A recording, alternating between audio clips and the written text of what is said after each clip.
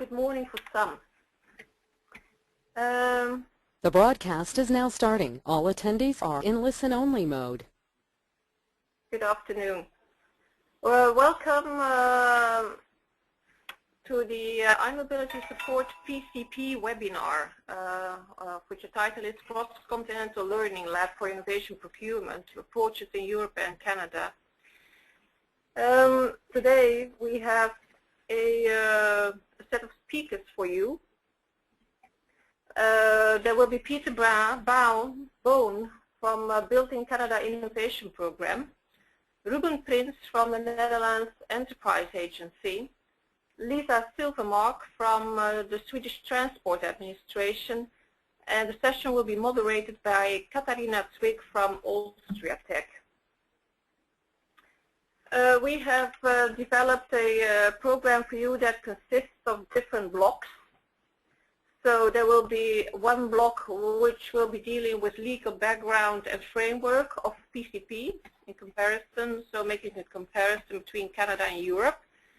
There will be a second block that focuses on best practices and lessons learned.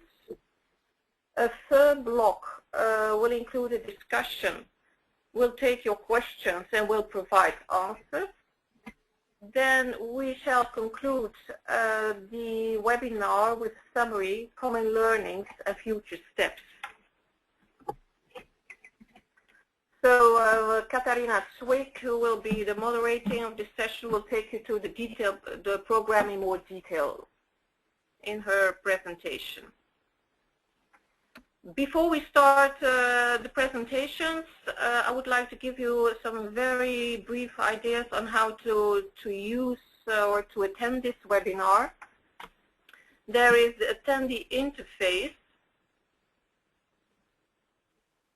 So on your the right-hand side of your screen, there's like this interface that allows you to also to interact with the speakers. We encourage you to ask questions during this session. Questions normally have to be filled in the chat box. I believe that most of you have a chat box, and you type your question there, and then we can monitor the questions and they will be allocated to the right speaker. Normally people will take questions, presenters will take questions during after their presentation, but there will also be, as I indicated before, a general Q&A session at the end of the PCP webinar. I would like now to give the floor, or I would rather say the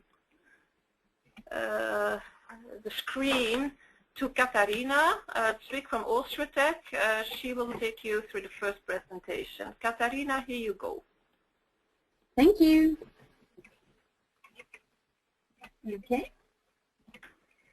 So I'm just taking over. Yes, you should see my screen now. Yeah, thank you. Thank everybody who is here at the moment.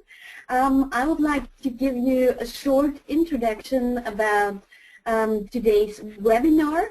What we are doing, we call it a Cross-Continental Learning Lab for Innovation Procurement, because we will see today on one hand approaches, lessons learned and best practices for Europe, and on the other hand we were going towards Canada. So just a little bit about the background of today's webinar, because it's called iMobility Support PCP Webinar. For those of you who don't know iMobility Support, it's a project funded by the European Commission, which supports the deployment of intelligent mobility in Europe by organizing the iMobility forum activities, like networking, deployment support, awareness raising, and so on. This project is led by ETICO, and there are 7 partners, which are ARCEA, AustriaTech, DECRA, Q3, and VTT. And within deployment support, one of the major tasks is PCP support. And the background or the idea is to bring more innovation to the public procurement procedures of ITS.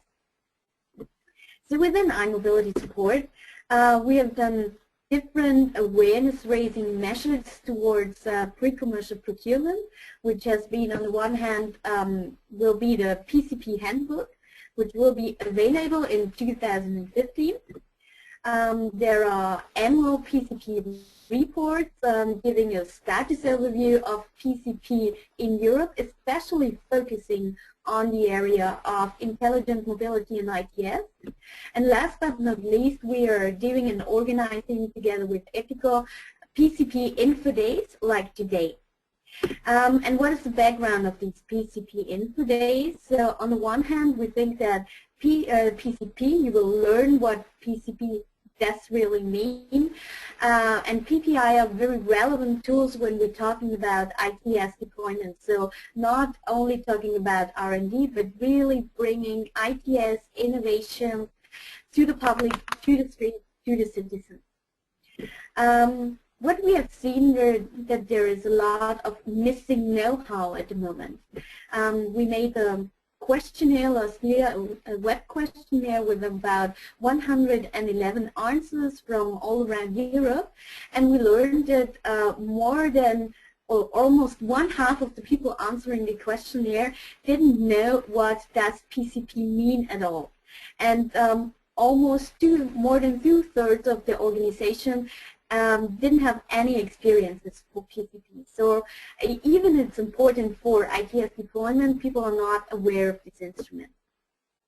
And what we always learn that there is a need for best practices. People need to know how others are doing, what they are learning.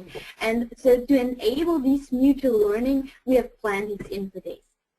So today's objectives will be, on the one hand, enable this mutual learning, but also sharing experiences, sharing best practices, understand a little bit about legal and organizational framework and ideas behind PCP, and not only in Europe, but we will definitely have a look today abroad, looking towards Canada with some long years of experiences in this field, and learn how they are doing PCP and what they have learned from this.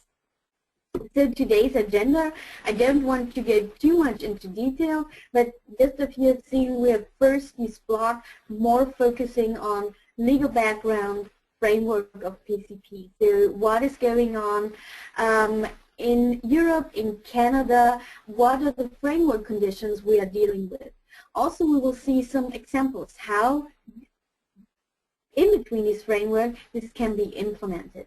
This will be done mainly by Peter Bown and Ruben Prins. The second block will mainly deal with best practices and lessons learned. So the idea is to see how the different approaches have been implemented, what are advantages and disadvantages, and what you have considered if you think about doing PCP and PPI for your project. And also we want to have a look at what are the next steps and future prospects, what is coming towards us with new directives and so on. And we will give a little bit of space for more discussion, for questions, for this learning. The last block will be, so definitely time for discussions, for questions and answers. So as Maria said before, please use also these options and and chance to send questions to us, and we will ask them after the presentation, and especially in this last block about questions and answers. So today's speakers. We have 2 of 3 speakers we see here. One is Peter Bown from the Building Canada Innovation Program. You also see Peter here via the webcam. And Peter has been working since 2006 to support the inclusion and access of small and medium enterprises in the Canadian federal government procurement. And therefore he was part in the creation and development and also operation of the Built-in Canada Innovation Program, which is the BCIP. He will present also about this today. And the BCIP was originally launched as a pilot in 2010 and made permanent in 2012, and including some addition also on the military component. And Peter is currently the manager of the program, overseeing all the operations and the procurement process, but also its political and policy requirements. So we're really looking forward to learn about these different experiences. Second speaker today will be Ruben Prins from the Netherlands Enterprise Agency. As Maria is turning in camera now, you see Ruben in back for the camera. So he's been working for long years now for the Netherlands Enterprise Agency. He was dealing a lot, or was one, I would say, yeah, had a leading role in implementing PCP, PPI, innovation and procurement activities in Europe. And also he's involved in some cross-border PCPs, and he will explain and share some of his experiences today. And last but not least, we have Lisa Silvemark here. You see a picture of Lisa. Unfortunately, you will not see her today via webcam. Lisa is working for the Swedish Transport Administration, very much involved in the procurement processes there, and also in the lead of one mobility-related PCP project. And she will present especially her lessons learned in the second block today. So I'm really glad we have so experienced speakers here today. And I'm very interested in what they will tell us about their lessons learned, their implementation. And I would say that's it from my side now. And I would say, yeah, let's start with the first block and have a look at the legal framework in Canada first, and give over to Peter Bown.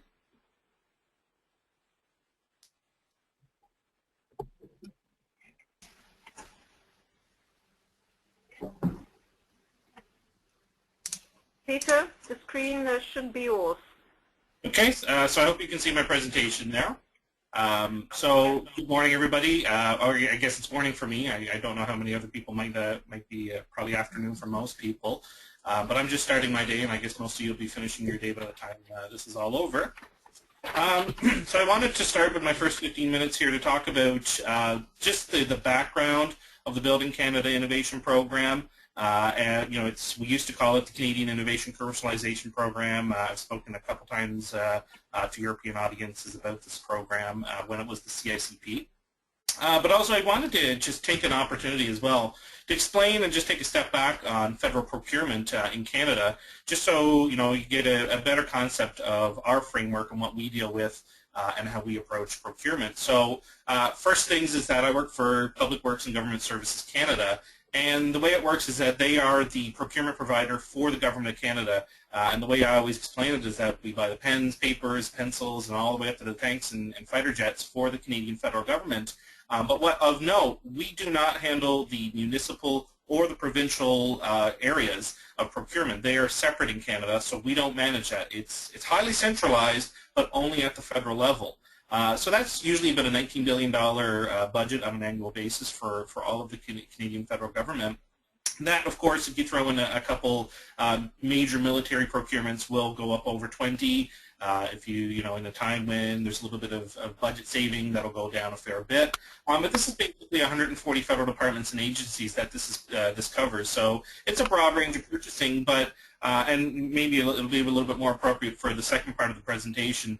But how this ties into mobility as well is that a lot of the things that the iMobility group would be looking at would be handled at the provincial and municipal levels here in Canada, and this actually poses a big challenge because we've created a structure in Canada that makes this actually quite tricky. So we just had a private sector meeting as a part of the BCIP program last week, and I always use this slide to kind of explain the challenges that we have to go through, and that every time we do a procurement, we have to go through this lens. In addition to the fact that we have the WTO, which I'm sure most people on today would be familiar with, in Canada we also have NAFTA, which is a trilateral agreement between Mexico, the USA, and Canada, which is, to us, one of the big ones. It covers pretty much almost everything we do when it comes to procurement, and it is a very well-written trade agreement when you actually look at it. But in addition to that, now we also have a lot of bilateral agreements that are going through, and the one I mentioned here is the Canada-Chile agreement. There's also an IT-based one with South Korea that we've signed, and it seems like our current government, this is where their focus has been, is a lot of bilateral agreements with governments. And then in addition, Canada did something funny, and I don't know, what other countries have done this, because my research has usually been on this continent, because that's usually how our government likes to compare itself, is what's going on in Mexico, what's going on, and particularly in the U.S. One thing about Canada is we do live next to a juggernaut, so we always like to look at ourselves through that lens. But we have an agreement on internal trade, which is a very interesting trade agreement because it can be very restrictive, and the intention of it was to open cross-provincial trade between the provinces here in Canada, but at the same time it did actually create a lot of challenges for things like pre-commercial procurement. So the context of the BCIP was that we were made permanent in 2012. We were originally made a pilot program in 2010, and I'll talk about the lessons learned a little bit later on some of that. But our whole focus is to bridge that pre-commercialization gap that a lot of businesses talk about in that pre-commercial stage. We provide real-world evaluations and feedback, which is something very important to these businesses. We provide a reference sale, which is something that when you're at that stage, one of the things we were hearing, and I work for the Office of Small and Medium Enterprises here in Canada, and we always had heard that they would try, businesses in Canada would always go to try to sell to the United States and Europe or elsewhere. And one of the first questions they would get is, has your own government purchased this? And they would kind of shuffle their feet a little bit and then say, well, no, they haven't. Because we were, and you still have our challenges, and I can talk about that as well. We still have challenges when it comes to, to that, supporting those pre-commercial sales. So a lot of governments, provincial, municipal, and federal, weren't looking at pre-commercial innovation, so they couldn't get that government boost, that government sale. But what I really like about our program is that, Can you just a little bit slow down? You're talking very, very fast, and I'm not sure if everybody can follow because it's really, really fast. So just a little bit slow down would be great. Absolutely, I can slow down. Follow you, I'm a fast talker. It would be helpful. Yeah. So I'll turn it back. I can do this in about 45 minutes, and that's one of my challenges. Is there's a lot of information here. So the other benefit is that in addition to those sales, we also get the opportunity to improve government operations. So, the business gets their sale and they get that ability to promote themselves worldwide, but it's a win-win because the government also gets access to these pre-commercial innovations. So when we're trying to sell this to government departments, this is, they also, in addition to supporting innovation in Canada, they get to improve government operations as well. So by next year, next summer, we're going to be running our first call for proposals, which will be at our full funding of $40 million. And this may not seem like a lot of money when you're looking at some other government programs, but one of the nice things about procurement and pre-commercial procurement is because you're buying the actual good or service, it's actually a high value because we're not paying for the development, or we're not paying for any other grants and contributions style funding arrangements. We're paying for the thing. We're paying for the innovation. So it's a much more direct cost. So I'll run into some of the things of how we run it. So we have two components. We have a standard component. And when I was first proposing this program, I didn't want priority areas. It was something that I felt would be restrictive because the whole goal of the program was to be open to all of industry. And one of the challenges I find with when it comes to innovation, when it comes to a lot of these government purchasers, is they like to assume they know everything. They assume that the technologies that they have and the technologies they're aware of are the best or they're the most advanced. And we had said, you know what, maybe we don't know everything. Maybe, the best way to do this is to let industry tell us what they're developing and let industry tell us how we can serve as Canadians better as a government. So I had proposed a wide open call for proposals, and we were told no. You have to have something. You have to have some types of priority areas. So I said, fine. I came up with 4 priority areas that you literally can drive a truck through. I don't think there's any type of innovation. We haven't come up with anything. We even thought of pogo sticks, but that would even fit into an enabling technology. An enabling technology is a pen. I mean, everything is enabling. So I kind of got my way in a little bit of a sneaky way. So we have our 4 priority areas. It's environment, which covers a massive range of innovations. We have health, we have safety and security, and we have like I said, the enabling technologies, which you could drive a truck through. It covers almost everything. So if you don't fit in those other 3, you'll fit into that enabling technology. So we were able to keep that premise that we want industry to tell us how we can purchase better and how we can buy innovations that will change the way we service Canadians. So we do have a funding limit of $500,000 per innovation. That can be multiple units, whatever's an acceptable test. You may need 20 units to do a proper test, given failure rates. And bidders must choose to be in one of these areas. So recently we've started our military component, and this one's a little bit more directed on the priorities of our defense area. Our government has been very forthcoming in their interest in rebuilding Canada's military. We did go through a lot of military spending cuts in the 1990s, and now we're playing catch-up on a lot of things. So this was one of the drivers of getting a military component, because if there is, I have to say honestly, if there's an area that supports innovation and pre-commercial procurement, it is the military. During our pilot, even with that wide-open approach, the Department of National Defence here in Canada purchased almost over 30% of our innovations, just without even really having to push. So we did increase the funding limit for this. So we'll have $20 million for our standard component, and by next summer when we run our call for proposals, we'll have $20 million on that side as well. And there is a funding limit of $1 million per innovation in there. So I'm not going to spend too much time on this because this is more just the ins and outs, but I want you to see kind of how we've created a lot of rules and a lot of areas around this, because procurement can be very rigid, and anybody who's worked in this area would know that. There's a lot of challenges working in procurement. It's very rules-based, and what we had and what we saw was that we had businesses coming from grants and contribution programs that were very open, very easy to access. And when we tried to go with procurement's very rigid. It's very rules-based. It's something that's just surrounded in legalities. So we've over every single call for proposals that we've run, we've had to advance our rules. And while my goal was to try to keep this nice and loose, even I have had to kind of meet it halfway. So as I mentioned, we have our standard and our military. We have the funding limits between the $500K and then the $1 million. I'm not sure how well you can read the words here. Of course, we have that rule that it cannot be sold commercially, so it has to be pre-commercial. We have the Canadian bidder restriction, and we also have a Canadian content policy here in Canada. And we have said that it has to be 80% Canadian content. And this is really to avoid businesses who are simply just licensing innovations from other countries and selling here in Canada. We do have a bit of a range of rules that kind of support this, because in addition to that, they must also have the intellectual property ownership or rights to the innovation. So those 3 bullets, the Canadian bidder, so even if it's a foreign company who's set up here in Canada, there has to be some value add in Canadian content to that innovation. And the same thing, they must actually own it. It can't be something that's a license. They must have the ownership and the rights to sell it. And then the other big thing is that that word innovation, what does it mean? It can mean a million different things. We've created our own definition of innovation, which is based on the concept of advance on the state-of-the-art of the most advanced commercially available product.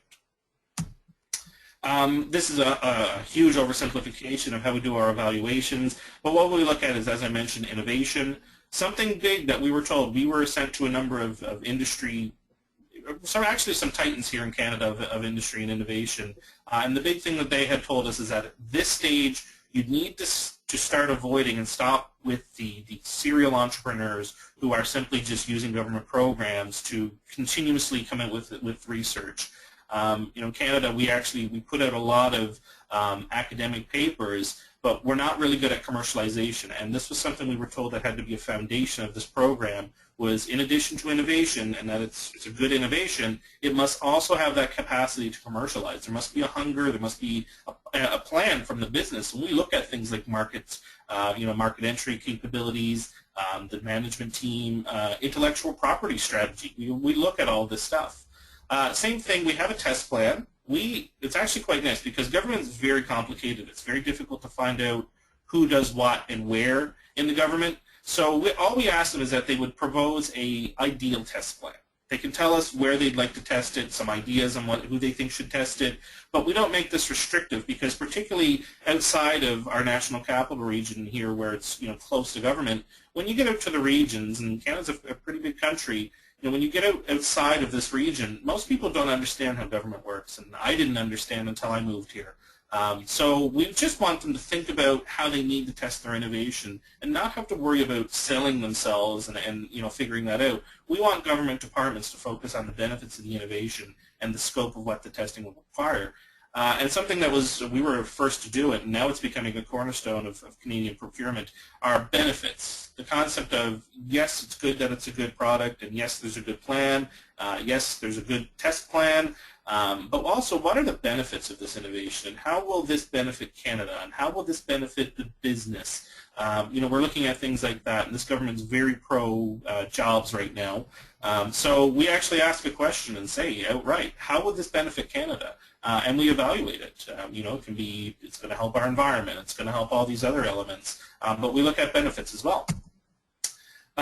This is just a slide. It's not completely directed, but I'll kind of redirect it in the purposes of today. The way we do it is that we run a competitive process, but there actually isn't the tester identified at that stage. We have a group here called the National Research Council's Industrial Research Assistance Program. It's NRC IRAP. And they do our evaluations. They have over 200 innovation experts who evaluate these proposals because the challenge, we open up to pretty much any innovation here in Canada, but to get the experts to be able to evaluate that is a huge challenge because we get things in bioremediation, we get things in nanotechnology, we get water treatment, technologies, and we have to find somebody who knows enough about that field to be able to evaluate it. So what we do is we do a pre-qualification, and this is what happens after our evaluation process, is that the top-ranked innovations are then taken to a matching process, and we have a team within my group that goes out and they find matches all across the government. So they will go, if it's obviously something that will be tested by military, they will go to our military and seek out matches. And this is really important for small businesses because they don't have the sales force that big guys have. To be able to navigate government, to make connections. We kick doors down for them in many ways and open up those opportunities.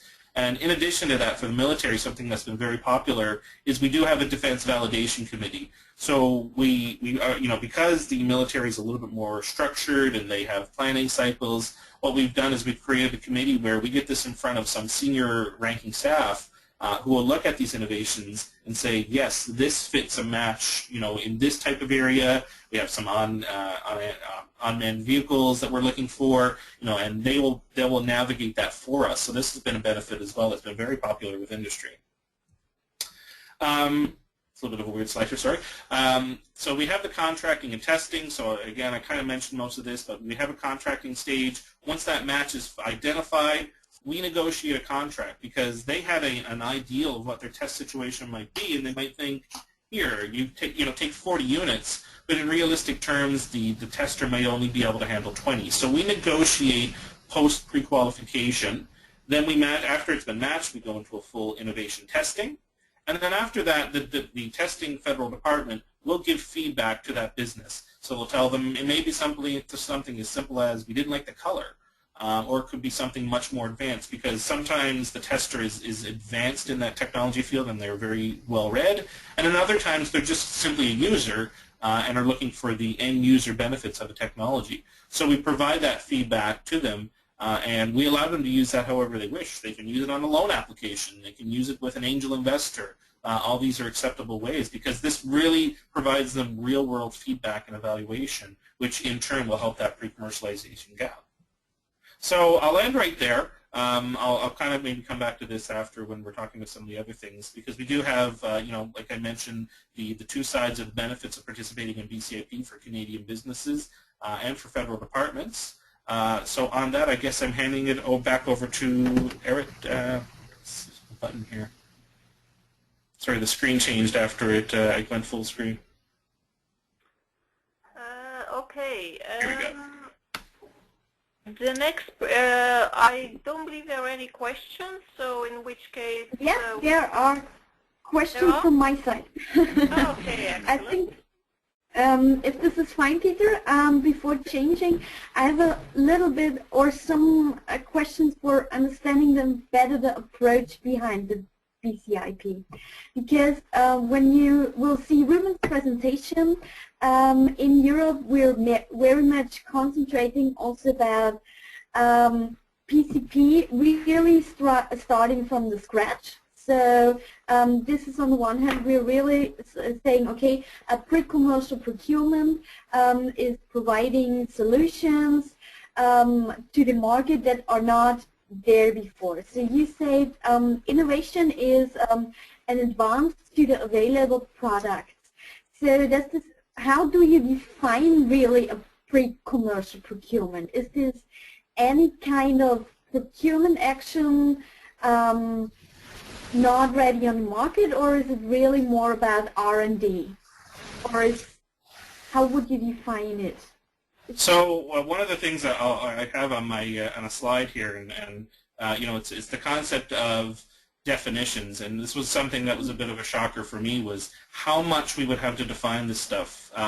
In Canada we have, and I'm sure most countries have this, we have an access to information policy, which basically makes any information on my computer, or, you know, that's can be shared readily available to anybody in the public. And I had found out that 90% of the ATIP requests for the Canadian federal government are related to procurement. So this is people trying to find out information on their competitors, or you know, trying to figure out a way how to get access to these procurement contracts. So it really was astonishing that we had to create a regime of definitions and rules. And if you go on our website, it's buyandsell.gc.ca/innovations, or just Google BCIP. It's obviously the easier way to find it. You'll go on there and you can see our definitions, and that started off as 3 definitions. We had a definition of innovation and a few other things, and now it's turned into this big long page of definitions because we had to create these baselines. So the key one, you know, we had to come up with a definition of innovation, and for our purposes, we had said, okay, what innovation will be is an advance on the commercially available product globally. So if you're in, you know, well, I always use the tablet ones because everybody seems to know tablets. You could argue that, you know, the iPad is the market leader. So they would be the most advanced and state-of-the-art for whatever reason, and we would be baselining against that. So it's all about finding that baseline, and this is a challenge because what the proposer's baseline may be could be different from what the evaluators are. So we've had to create a lot of questions, and if anybody's interested, we openly share our questions. You know, it's all about making the bidders tell us, who do you think the baseline is? And then we might think it's differently, and we would give that feedback should they not be successful, saying, you said that the baseline would have been a Samsung tablet, we feel it would have been an Apple tablet, and this is why we don't feel you're in advance on the state-of-the-art. Of course, that gets more complex in a lot of different fields. The other one we had to come up with was the technology readiness. So you're talking about, you know, commercial, you know, what stages are they at? Because we are a procurement program, our first call for proposals, we had said, let's focus on late stage. And that's what really made us unique here in Canada, was we were late stage research and development. So we had, in our minds, we were thinking this is prototype to market entry, just before market entry. It might be available on the market. Our lawyers had said it could be available on the market. That doesn't mean it's commercialized. Just because somebody's trying to sell it doesn't mean it's commercialized. But what we had said was we created a technology readiness level scale. And this is something that the Americans had something in the military area, but it didn't fit our purposes. So I had sat down with the help from another colleague, and we have written what we call our technology readiness levels, which are, again, available on our website. And this really shows the ranges of innovations that we're looking at.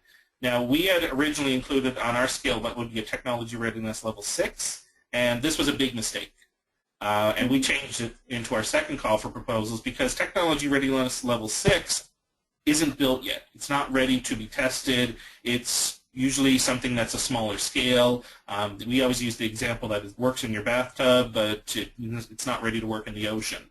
And we had ended up with proposals that took 3 years to actually get tested, and given our finances and given our financial structure, this didn't simply work. So we bumped it up to what we call TRL level 7, 8, and 9, and this would be essentially you've got a working prototype that's ready to be tested or has had some testing, right through to you have a prototype that's either ready to go full market entry or ready to go for full production. So those are kind of the ranges that we're looking at with that. But again, a lot of definitions, and if you look on our website, we've been forced and pushed into corners to help better define a lot of these things. Okay. Thank you, Peter, for this first. I have another one, but this was very interesting for us because when you will see when we're talking in our European framework about pre-commercial procurement, we are very much in the lower TRL levels and not so much only about prototyping. So this is good to know. So what is PCP there? Maybe we can discuss a little bit later. We have also a question from the audience. There is a question if you have a link that describes the criteria for proposal evaluation. For example, how is commercialization defined and things like that. Can you show a link or provide a link maybe to describe how these criteria for proposal evaluation is described? Yeah, I have it. It's on the last slide here. Do I still have the screen? Can you see my screen? Yeah. I wasn't sure if I handed it off yet. So, our program website is buyandSell.gc.ca/innovation. That's where you can go and find out all of our definitions, all of our basic information. And this is it's a bit of a sales pitch, but also we use it as the foundation for our call for proposals, because our first call for proposals was 80 pages, which I was not a fan of. So I pushed our contracting group very heavily to say I want to get that down. 80 pages is too much. Nobody reads it. So we migrated almost 70 pages of that over to the website so people can find the information that they're looking for in a much more accessible way. So you'll find our definitions on the website there. Now our actual proposal is a little bit the way that it works. There's a lot of legalities around this. We don't have that up on that website simply because we can't. But if you want a copy of it, send an email. My group manages the innovation at pwgsc.gc.ca link there. You can find that on our website as well. If you just simply email that and ask for the criteria, we have it available in English and French, and you can, we'll send it to you. Usually we focus on a 24 to 48 hour turnaround time. Yeah. So just email us at that address, and somebody from my group will send that to you gladly. Okay, perfect. I think this is. I hope this is fine for Mr. Berg now. Another question: how long is the time you should be starting with the contracting and going to the testing and the feedback? How long is the time span between the first evaluation of the proposal and the final feedback? So about what time duration do we talk with it? So we're focused on the end, and at this stage, most businesses are near.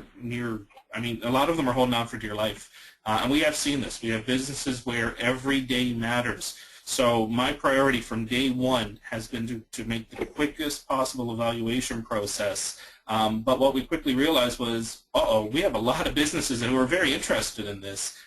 Then that's one of the downsides of having such a broad program. Our first call for proposals received 375 bids, which in a rigid procurement process can be very difficult. So I knew from day one we had to institute an electronic bidding proposal process. So I like to brag, and hopefully there's other programs out there who can brag about this as well, but we are 100% green. You can actually go from sunrise to sunset in every step of this process and never have to print one piece of paper. And that's something we're very proud of, because I personally hate paper. I don't like the feel of it. I've never grown up liking paper.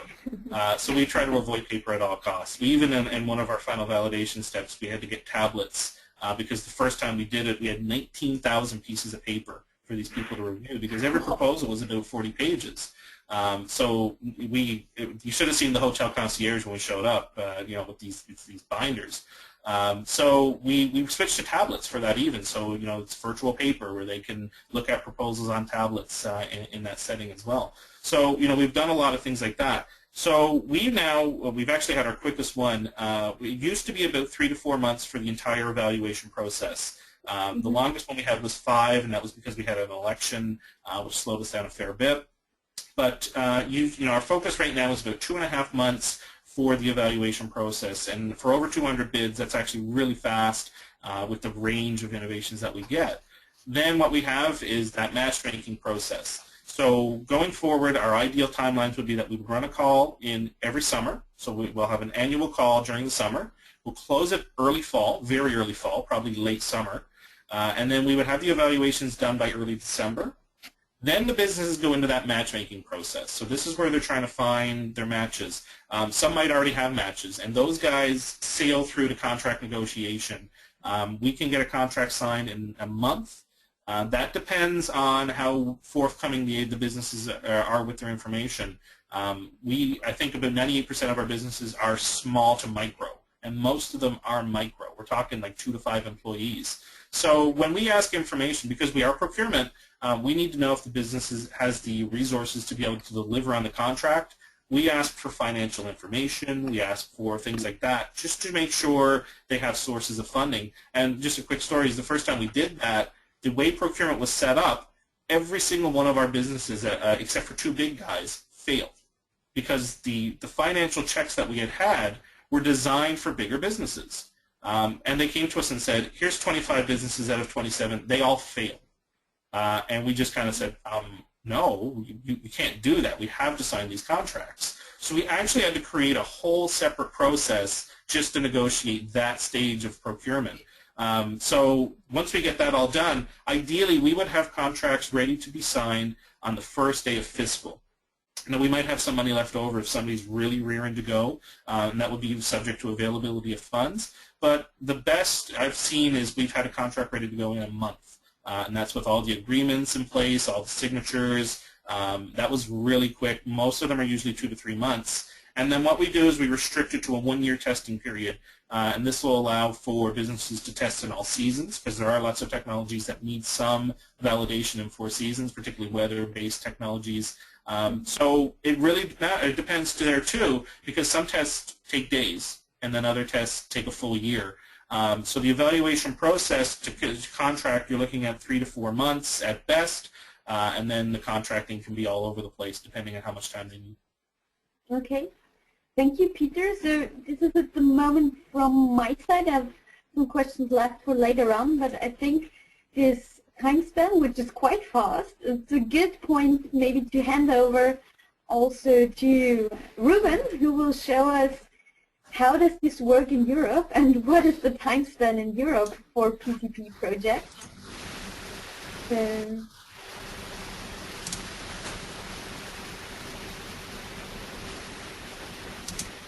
yes, thank you, Katharina. Thank you very much. I hope my story is as interesting as yours is, Peter. I saw a lot of interesting points and similarities, so it would be good to discuss those later on. So I'm quite old-fashioned. I moved to Ertigo for a webinar, which is really not the way to do it. But I was in Brussels anyway for a PCP project, so that's why I'm here at Ertigo. And thank you for your introduction as well, Katharina, just now. I wouldn't describe myself as a leader in the field of PCP, but well, it's always good if somebody else. So, let's see. Well, these are the topics I'd like to address in my presentation. Maybe say something about myself as well. I've been working for the Netherlands Enterprise Agency for 6 years now on our PCP or PCP-like program. And I'm also involved in 2 European PCPs.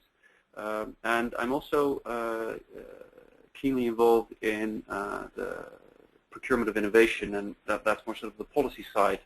And they're closely linked. So I think it's that's interesting as well. It's also because PCP for us is part of public procurement of innovation. So that's why I begin my presentation by introducing PPI before diving into PCP.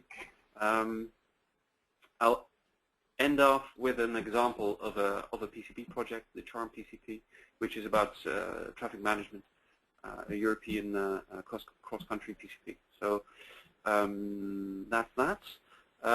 You know, I'm used to sort of opening the floor for questions during my presentation, which I tend to present quite quickly. So we may be finished quite quickly with the presentation. So we'll see how it goes. But be sure to ask questions after the presentation. and if not, I'm sure you will, Katharina. Okay, let's start with public procurement of innovation. So for us, the program we have nationally in the Netherlands on PPI is about different things, and PCP is one of the tools we have in our toolbox, I would say. But the others are at least as important. It's because public procurement of innovation is, in a sense, it's about a culture change, about as a government making that switch to being open for innovation, being open to the creativity of companies, and using that creativity to improve the services you offer your public. And that's actually quite difficult in procurement because, as Peter mentioned, procurement is full of all kinds of rules and obligations. So it's not that natural or logical or for procurers or procuring organizations to sort of embrace innovation, because innovation, of course, also has an element of risk in it. And the approach we have nationally has these 4 different elements. So partly we try to mobilize sort of the board level. You could think of mayors in cities or of high-ranking officials in central government organizations to sort of be open for innovation and to also, well, embrace that idea.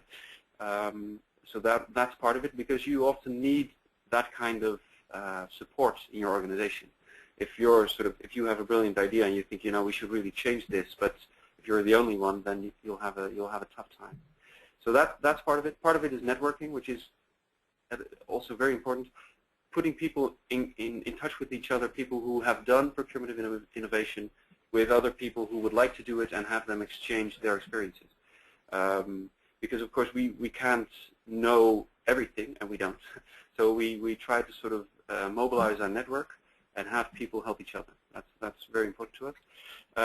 Of course, we also try to label projects and say, okay, these are examples, instances of PPI projects, procurements of innovation projects, so that others can learn from those, and we can use those projects as well in our toolbox, where we describe step by step what what you have to do for a specific tool to procure innovation. And PCP is one of them, but there are others as well.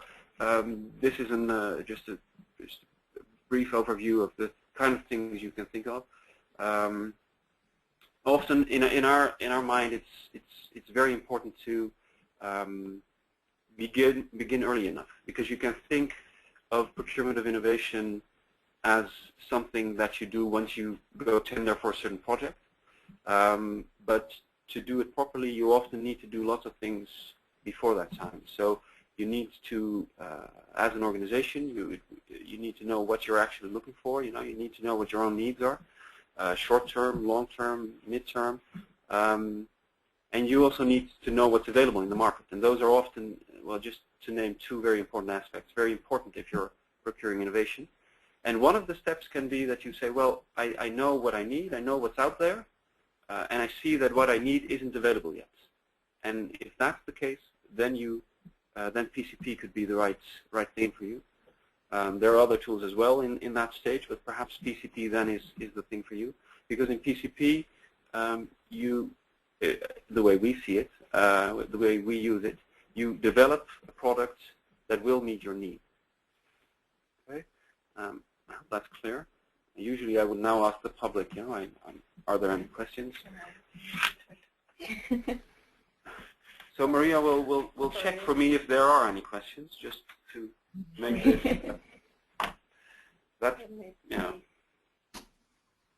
Okay. Well, no. So apparently things are still clear. That's good to hear.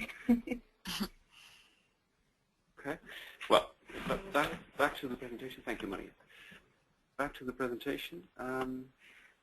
Okay. So what is PCP? Because this was a bit about the policy context, the policy framework that it's in as far as we are concerned nationally. And my presentation will be both on what we do nationally and what we do in Europe on pre-commercial procurement. So maybe also good to say that PCP is probably, if you have there's a joke about lawyers. If you have two lawyers and there are at least 3 opinions, and probably the same goes for PCP experts and what is PCP, because you can look at it in different ways. There are a couple of elements that are central to it and that are always present, and we've tried to visualize them in this slide. So it's an innovation competition, and for us, we often, when you formulate the thing you need, government, you formulate your problem, and hopefully you get good proposals, tens of proposals, perhaps hundreds of proposals of companies who feel they know what the product should be that would solve that problem. And of those products, you choose the best ones, the best ideas, and you give them the opportunity to do a feasibility study. And that doesn't have to take very long, a few months, half a year, and it doesn't have to cost very much. 40,000 euros is a typical budget for a feasibility study. And after those feasibility studies, you have a clear view of what's feasible and what's not, and you pick the best feasibility studies and you have them do prototype development.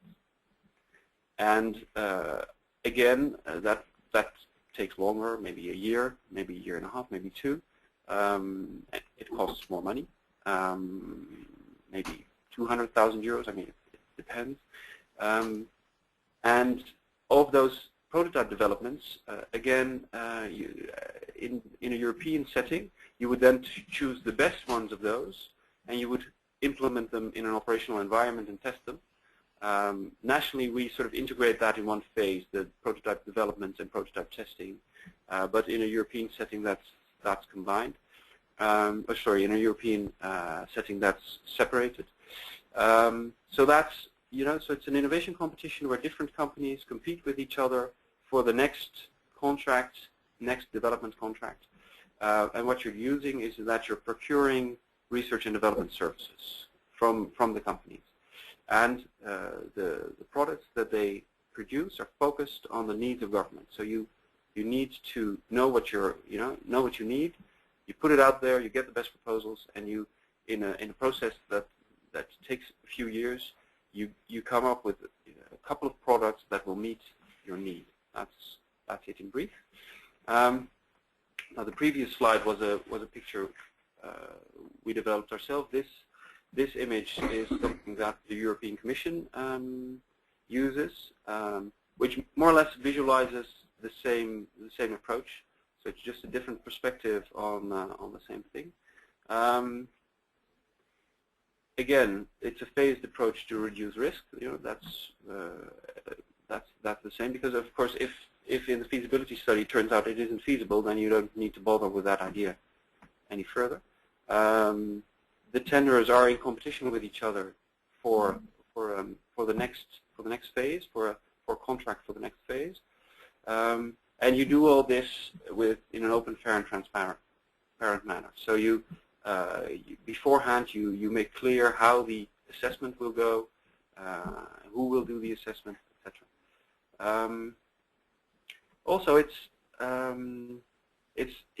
geared to financing companies to do research without having to exclude them once you get to procurements. Mm-hmm. So if you see the slightly different colored orange at the end, the public procurement for commercial rollouts at the top, I hope you can read that. You can see that the companies who were in the PCP obviously can still participate in the procurement phase, but so can other companies. So company X at the end is also in there. So it could be one of the companies you funded to develop a product, but it could also be another company, because perhaps there's a different company, a Canadian company that has been doing research as well in the meantime and has come up with an even better solution, and they will also be able to tender at the end. So you're separating the development of a product, and afterwards, if you still have the need and you want to buying that product, you go out to market, do a public procurement, and the way the PCP is set up, you can still include the companies that were in your development process, because you have not given them any unfair advantage over other companies, because everybody could join. Hope that's clear. If not, be sure to come back to it in your questions after the presentation. Because the program is also, this part of the presentation is also on the legal framework, I thought I'd quote a bit of the European directive that PCP is based on. Not the best slide in my presentation, it's a bit dull, but I think it is to just stress that this is the legal basis. So in PCP in Europe and also nationally, we buy research and development services, and research and development services are excluded from the procurement directives. And that means, under certain conditions, and that means that it's actually easier to do that, especially nationally. Then it all depends on how you interpret the legal framework, but it makes it easier to procure these research and development services than if you would have to go to the if you would have to stick to the procurement directive. Well, again, I hope that's clear, and if not, we'll get back to it in the discussion or in the questions. Mm-hmm. Okay, so a few key success factors of PCP. I've mentioned a couple of these, but let me stress them. So what you do is you specify the problem, obviously, not the solution, because you want to use the creativity of companies to solve that. And if you prescribe it to them in too much detail, then they won't be able to come up with something truly innovative. That can be difficult. I mean, because it's easy to say in a slide, specify the problem, not the solution, because you also want to give direction, and often it's good to give direction, because if you know, in what sort of in what area the solutions should be sought, you should also tell that to them, of course. So there's a balance between being specific enough, but still leaving enough room for companies to be creative. So yeah, that can be a challenge. Also, a key success factor is involvement of procuring authorities. So ideally, you would really develop a product that will, that some government agency is really eager to implement, to buy after the PCP. And sometimes that works, and sometimes it doesn't. Sometimes they're eager at the start of the PCP, but they come less so. And sometimes also they're not really that involved, in the sense that they're, it's much easier to spend some money, even if it's lots of money on PCP, than to actually use innovation in your organization. That step is often quite hard. So the PCP process is geared towards bridging that gap, but still that can be difficult. Another success factor is that you leave the IPR with the contractor, because they have the interest to further invest in the innovation, and you want them to sell it not only to you but to others as well, and not only from an economical point of view, but also from as a customer. It's good if you're not the only customer, because then there's a more drive with the company to further develop and refine the product. But of course, you don't want to finance them in developing it and then be in a situation where they're the only provider. They're making exactly what you want, and you have to pay. You have to pay lots of money for that, because they're the only ones. So you do want to make an agreement on the sort of licenses you have to sort of use the intellectual property rights. That can be challenging as well, depending on the topic. That can be a challenge. And lastly, leave responsibility with the contractor. It's very important that you don't put too many restraints on them. And I think I saw a couple of points in Peter's presentation as well. You're looking for a company that can do this, but often when government funds innovation, there are all kinds of other considerations. You have to collaborate with the university, or that sort of thing. And what we do in PCP is we strip it down of all that kinds of requirements, and we leave it to the companies to come up with the best, the best possible product. And perhaps they will work together with the universities. They often do, but it's not a requirement on our side. It's up to them to see what the best way is to do that product development. Okay. So I think it's interesting also to compare what we do nationally with what's done in the European Union.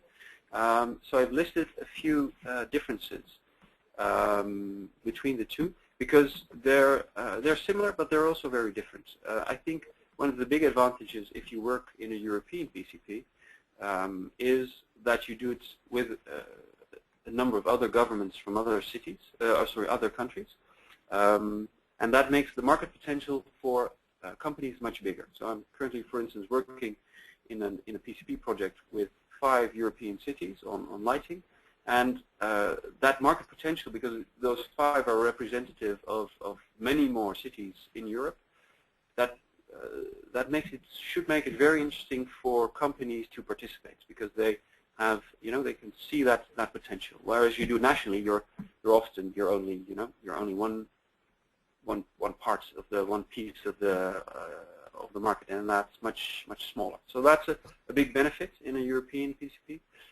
Also, you share the financial burden with the other partners, but largely with the European Commission as well, because they have funding available for PCP projects. So they fund a large part of it. You fund some yourself, and together with the other partners. So that makes it, from a financial point of view, that makes it very very interesting to do that together. But it also makes it much more complex.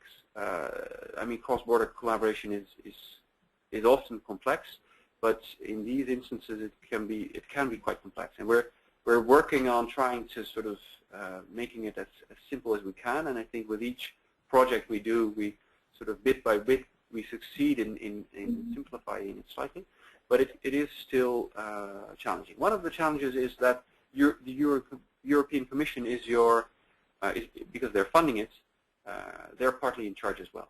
So they can be quite strict in the way they interpret, for instance, the legal framework, whereas we nationally are, we have much more leeway to do what we think is right.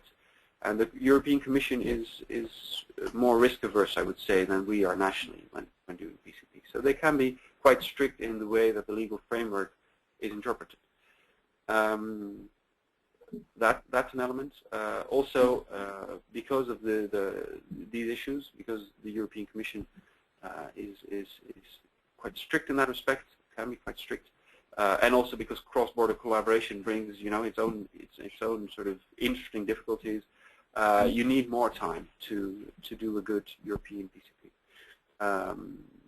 Also, in the European framework, there's, as I mentioned earlier, there's a separate phase for testing, which is actually quite good in my opinion. But that's a difference between the two as well. If there are any questions on this topic later, then let's get back to that in the questions area. Let me stop by or end with an example. We're involved as well in the Charm PCP, which is really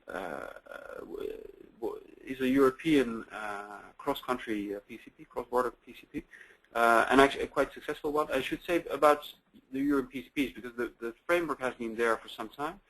I believe the first funding for European PCPs by the European Commission, I think that was in 2011. So there are no PCPs yet, to my knowledge, that have actually finished. So that makes this a bit of a, I mean, there are tens of European PCPs running currently. I don't know if it's 10 or 20, but something that region, I think. But there's no firm results yet from those. But we're very happy about the Charm PCP, and it's a small group of countries. That helps. It's only 3 countries and 5 organizations. So that makes it much easier to collaborate. And one of the things that's very strong about this consortium is that the 2 main actors, the Highways Agency from England and our national road authority, RWS, they were strategic partners before this PCP started. So that makes it makes it much easier, and we have support for this project way up to the highest level within those organizations. and that helps a lot. And what's also very strong in this PCP is we're developing innovative modules for traffic management, but that's done in parallel to the developments of an advanced traffic management system. So the Highways Agency and RWS will jointly procure advanced traffic management systems. They're looking for proven technology, so that's not PCP. We're not using PCP for that. It's interesting in its own right, but it's not PCP. But parallel to that process, we're developing innovation that will fit into that in those traffic management centers, and that combination makes this a very interesting project, and also makes that it's very well supported within the organizations, and that there's an excellent, I think, for the final products that will be developed in this PCP. So that the framework that they would fit into is being procured as well. So that makes it sort of an easy sell, hopefully, once works have been developed. Let's see, just a little more information on CHARM. So we have phase 1, the feasibility phase, has just finished. We've had 11 feasibility studies, and we are expecting 8 proposals for phase 2 by December, and we'll assess those. I think our timelines are very similar to those that Peter mentioned. It often takes about 2-3 months to assess proposals. I mean, even for this limited number of proposals, it can take some time because of that cross-country collaboration. Yeah, so that's that, and I believe this was my last slide. So over to the questions. Okay. I have some questions, but I maybe would like to discuss them a little bit later. You said some very interesting things. I would stress a little bit later about competition. I think this is one issue we should definitely discuss. Also about specifying the problem and not the solution. I think this is a quite important part in Europe, and that would be interesting how Canada deals with this. Are there any questions from the other panelists you would like to ask them now? If not, I would just suggest to go on, because you started with some lesson learned with some cross-border PCP, to go on to Lisa. It's fine for everybody. Are there any questions from the audience, maybe? No. No. Okay. Then I will have my list. I have my list here, so there will be a lot of questions from my side. But I would like to give now the chance to Lisa Silvemark from the Swedish Transport Administration to go on with exactly what you started, with how you're doing the PCPs and what do you learn from these PCPs. It's fine for you, Ruben? Hi. Okay, Lisa. Floor is yours. Hello. My name is, as Katharina said, Lisa Silvemark, and I'm from the Swedish Transport Administration, and I'm the project leader of a pre-commercial procurement called Electrified Roads. 3 governmental authorities, as you see on the screen, are collaborating on this project. The Swedish Energy Agency works for the use of renewable energy. Vinnova develops Sweden's innovation capacity for sustainable growth and benefiting society. Swedish Transport Administration, where I work, is responsible for the roads and railroads in Sweden. We hope that this project will help us and the market to increase the knowledge about electrified roads. I should say all 3 authorities are represented in both the steering group and the project group.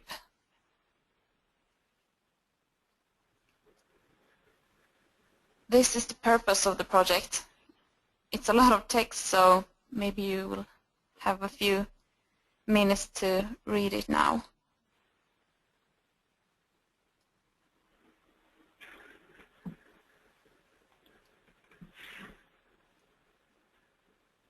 The most important thing to remember is that we aren't buying an electrified road, but the knowledge base about it is in the line what the others said earlier. At present, we're in the middle of this project. I'll take more exactly about the phases later on. We started the project in 2013, and it continues till maybe 2017. Maybe longer. It depends on the participants and their need of time to do the tests in the demonstration plants and so on.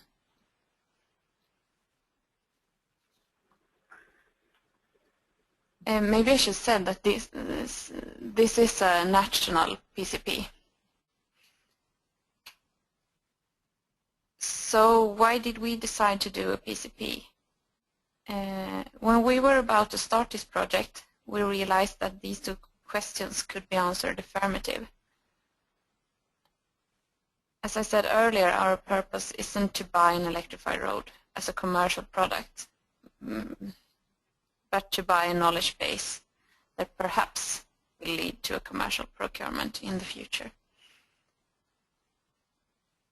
And because we could answer these questions affirmative, we decided to do a PCP.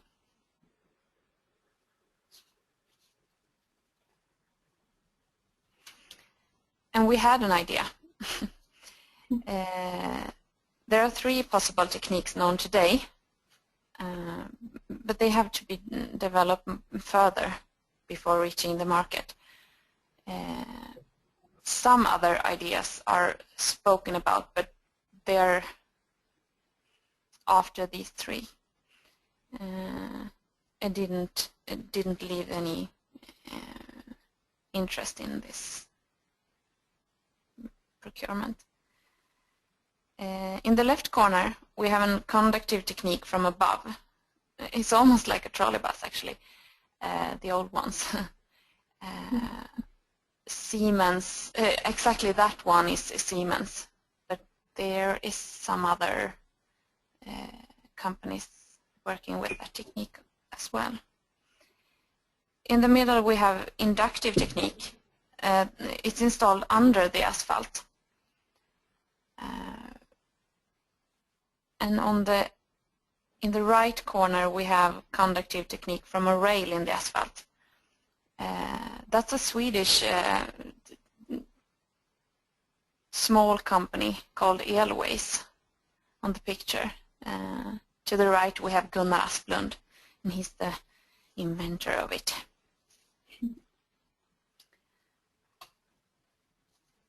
And we had a need for a solution. The demand for transport is increasing. In Sweden, we don't have the capacity on the railroad system to meet the demands because we can't afford and have scarce with time to expand the railroad system. However, we do have capacity in the road system, but we need to use it in a more environmentally friendly way. And electrified roads is a concept that has grown significantly during the last 5 years. So we found that as an interesting solution.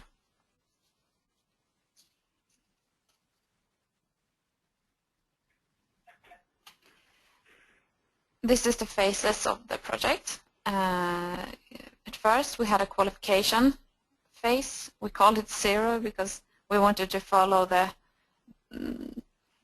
schedule that Ruben was talking about. You were showing the picture of this schedule. So we named it phase 0. Phase 1 is a description of the idea. Phase 2 is detailed design or feasibility study maybe. Phase 3 is demonstration plan that will result in a knowledge base. And we don't have the test separated from phase 3, as Ruben was talking about, that the European PCP does. In phase 0, we got 10 participants. After phase 1, we chose 4 of the 10 participants to stay in the project. And where we are right now in the phase 2, the participants is making a detailed design. And we're continuing with this phase until April 2015. These 4 participants are competing to reach phase 3, as you understand maybe, to build a demonstration plant. All the techniques were on the picture before actually is represented in our 4 participants, so we're happy about that.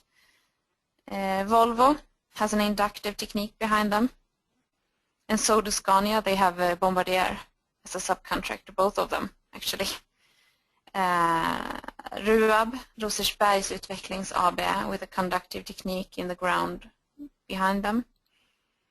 And Region Gävleborg, RGB, with a conductive technique from above behind them. So Ruab has that Swedish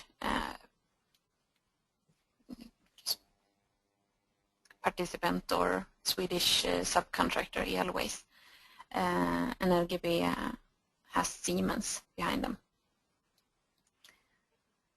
Our intentions are to sign contract with at least 2 of the 4 participants for phase 3.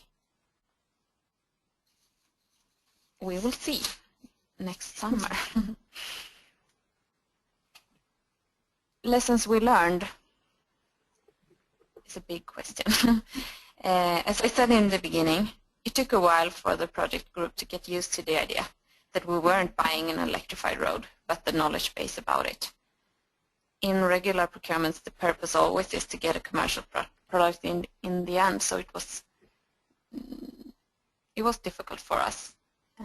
Some of the project members are more common with R&D, while we are some, and that's also included me, more used to procurement. Mm-hmm. Therefore, we needed to find kind of a middle way. In R&D, they don't have that many and not that specific requirements as we are used to in procurements. However, this project was handled almost as a regular procurement, and this was difficult for the participants because they weren't used to handle regular procurements. They were, as I said, more used to R&D contracts. Mm-hmm. This was my overview of the project so far. Mm-hmm. We're looking forward to keep working with it, especially Perfect. Perfect. Maybe, Lisa, you can get one slide back and stay with the lessons learned. Mm-hmm. I would, because I'm already talking, I would like to ask you one question for a surprise. Yes. The one was, Ruben mentioned before how important it is to specify the problem and not the solution. How was the process within Trafitverket? How do you defining what will be part of your PCP? You were going towards this problem definition, or was it more about the solution definition? How do you deal with this challenge, I would say? We had a good purpose. That's why I wanted you to read it, the whole sentence, because this purpose has followed us through the whole project, or at least until now. And I think we found a middle way, as I said here, when we were discussing in the project group. So we found a way between not putting that many and that specific requirements as we're with ordinary or regular procurements are used to, lighten it up a little bit and maybe let it was a difficult work actually,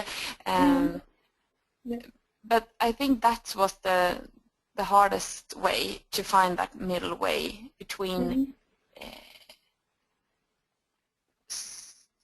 requirements and not requirements. Just leave some innovation to the participants.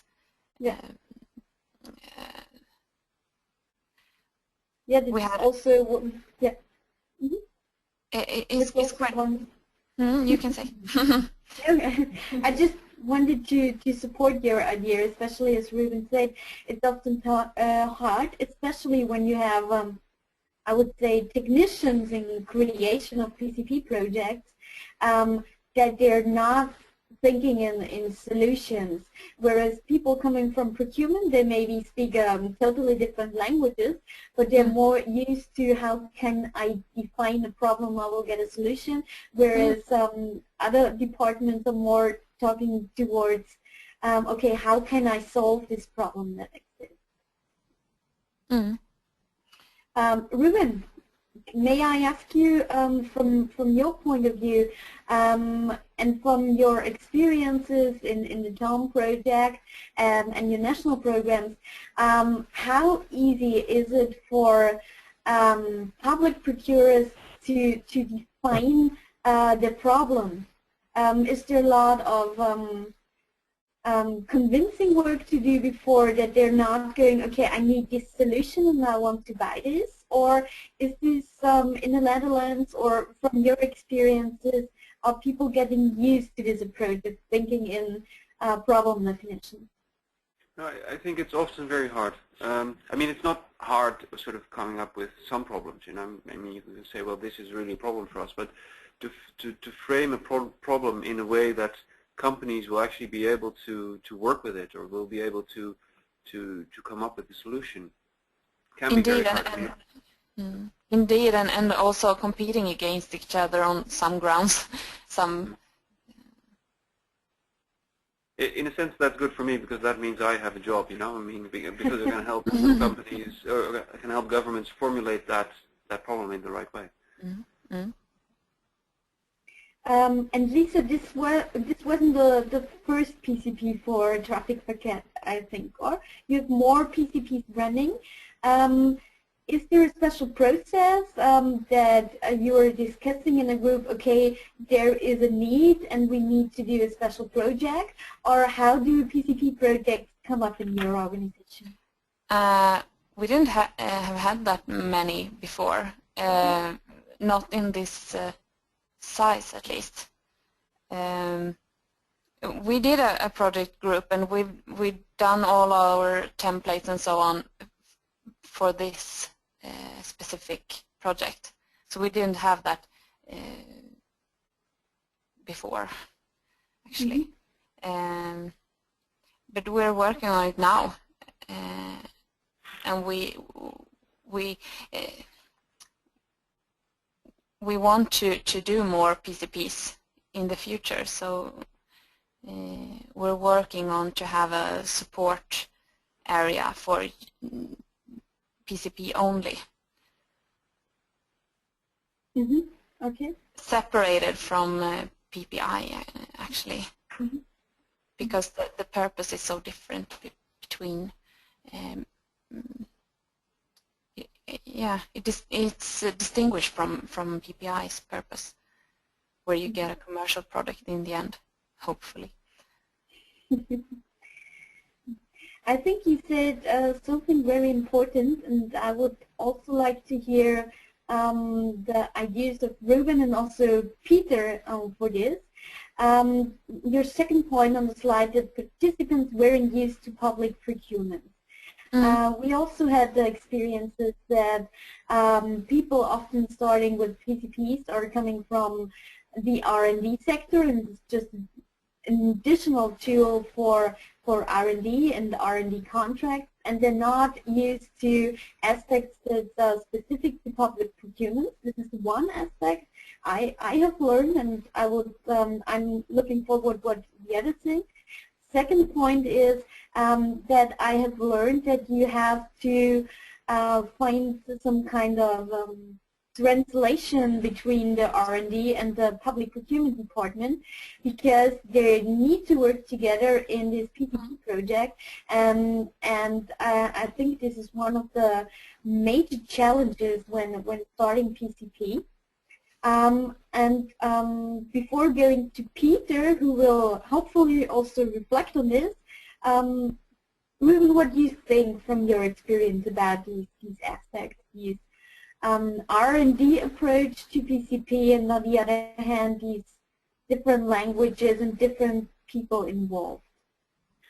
Well, I think in general, in procurement of innovation, there's a lot to be gained by having procurers and sort of project managers understanding each other better. I think that's really an important aspect. I think in PCPs, in the project I'm involved in, especially in the European project, it's sort of the framework is clear. Also because you need to submit a proposal to the European Commission, and you need to sort of tick all the boxes, all the procurement boxes that that you need to implement later on. You need to sort of put that in your proposal already. So often from the start what you're getting into, and that sort of the legal framework you're getting into. Sometimes I mean, not every aspect of it is convenient, but you at least know what you're getting into. So that's often not much of a problem in my opinion. Okay. Regarding this aspect, Peter, how is this? How do you deal with that in Canada? Is there anything that procurement and R&D issues are mixing up a little bit, or? We have, I mean, there's two worlds, I think, when it comes to public procurement innovation in Canada. You have the champions, and those are the people who floated us at the beginning. These are the, and we're actually really good at this in some areas. In space and aerospace, we're really, really strong. In defense, we have subsections where we're quite strong. And in those areas, they haven't been a challenge. When we showed up with some innovations for our program alone, there were some areas where they were kicking our doors down. They just wanted to test innovations. But then you get the rest, and the rest is the vast majority. And these are people who have limited to no experience with procurement. They want things, and they have a hard time explaining that. And in addition to that, the group I work with who sign our contracts, they understand innovation, but they are actually a specialized, they're called the Science Procurement Directorate. They're specialized in buying science and R&D alone, and that's great for me. But for the rest of procurement, that knowledge transfer doesn't exist. So people who work in computers, people who work in vehicle purchasing, people who work in fuel purchasing, they don't think that way. Because, and this is actually one of the things I was going to talk about in the lessons learned for us, is, when you create a specialized program, that's great. You get instant results, you get excellent results, and the government can go out and they can brag about those excellent results. But it also becomes a little bit of an excuse for everybody else to not do innovation. So because we have a specialized procurement group and we have a specialized program for innovation, the others aren't as incented to go ahead and do it themselves. One of the things I didn't mention in our presentation is our program pays for 100% of the contract. We pay for the purchase of the innovation, for the servicing of the innovation, and if there's any, it has to be removed or disposed of, we even pay for that. So it almost like, there is a way here where we've almost over-incented innovation because it's been a hard process to get that transfer of knowledge over to others. So, good for us, yay, everybody loves us, but then there's also that other side where there are struggles where I heard a story recently where somebody was told they couldn't buy something because there was only one solution. This group didn't understand what competition actually is. Competition is competing. It's not the existence of competition. So when I heard that, it was almost like, wow, we're really not there yet, because there are people out there who believe, and I'm guessing that in that instance, that probably was an innovative solution, but they were told they couldn't purchase it because there's no competition. So, if you think about that in the context of innovation, that would be devastating in there. So I was called in to try to help resolve some of those challenges, but I couldn't believe that existed. So I think we have a good, start over here. I think we're almost the prototypes in ourselves, but we've proven a concept that innovation is good, and we have, a lot of success stories already early. But then you've got the rest of the world who still are very slow coming along. They're resistant to change. They're risk averse, and there might be a negative side effect to us in that they don't want to support innovation unless it's funded by a program like us. Okay. So, are there any questions to Lisa at this moment now? Then I would suggest that we hand over to Peter and his lessons learned. I think you have prepared some more slides on that, yep. Right? Okay. Then I would suggest that we would go to back to Peter. Okay, so just to clue up what I was talking about earlier, I wanted to start with just talking about the benefits of our program. And now hearing about a little bit more of the context of everybody else, I can even frame it a little bit more because we are late stage procurement. That's something that we felt was needed. So to give you the innovation landscape, I talked about the procurement landscape. The innovation landscape in Canada, again, is always chasing the Americans, and that's what we do in Canada. It's the national pastime, is comparing ourselves to the Americans. And that's what happens, I guess, when you're on a continent and they're your only neighbors.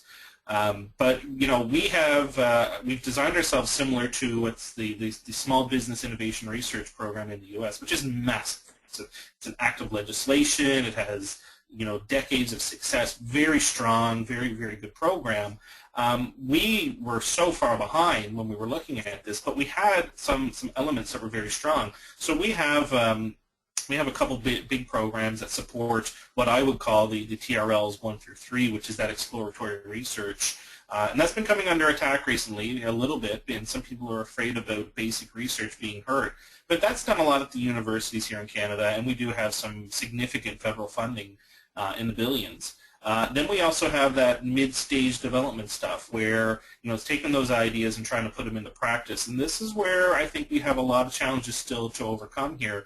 And when you guys talk about pre-commercial procurement, that's actually where we're strong. It's one of the ideas I had when proposing BCIP or CICP at the time, although we had 100 different names at one point.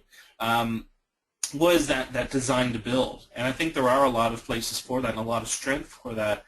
But when compared to this idea, this definitely had the attractive factor. It was very interesting to the government, and of note, I basically proposed this exact same program in 2008, and they said no, absolutely not. We have no interest in this, not interesting, and I shuffled it away in a drawer and ignored it, and we went on to work on other things, working on some other small business support-ish items. But then when the economy crashed globally in 2008 and into 2009, all of a sudden they were interested again. And so I pulled it out of my drawer and put it back and showed everybody, and all of a sudden, that perfect storm happened where I had strong support from our most senior managers and from the political arm to get this thing through, and with that support, this kind of sailed through much easier than it probably should have. So, in that mid-stage stuff, we're good. We have the partner organization we work with, NRC IRAP. They're very good and very strong, but they're still, they're missing some elements, and definitely that build to design pre-commercial procurement is lacking. That said, we are strong in defense, in energy, and a few areas, but I would say across the board, we could be a little weak in a lot of those areas. And that could be also a side effect of the fact that we have funding at the municipal, provincial, and federal levels, and the three don't talk. It's something we're not, really good at, is comparing notes with our partners. So, we came in at that late stage, which again, it mirrors the SBIR, because that 1 to 3 stage is stage 1 of the SBIR program in the U.S. The 4, 5, and 6 stage is kind of what the second stage of the SBIR program is in the U.S., which is why I had proposed that niche area of the 7, 8, 9, although we did include 6. As a part of this proposal, to say that this is where I see the gap. This is where I see that pre-commercial gap where businesses have their prototypes, they go out into the world to sell, and they fail. And so, this is why we had come into that space. So if you envision, as some of the other presentations, we are coming at a late stage of development. So we have those benefits for Canadian businesses, but as I mentioned earlier, great, because we also get to modernize the Canadian federal department. And just a quick little story, because I love to tell stories, we had, his name is Tom Jenkins. He's, again, a bit of a titan of industry here in Canada in the IT sector. And he had made an interesting point and about this program, and he loves this program. He had said that government is nothing like a corporation, because when a corporation wants to grow and they want to redefine themselves, it's usually through capital investment. They may lay off some staff, and then they will look at capital investment. But he had said government does the exact opposite. Government cuts and expects by cutting without any investment to become more efficient.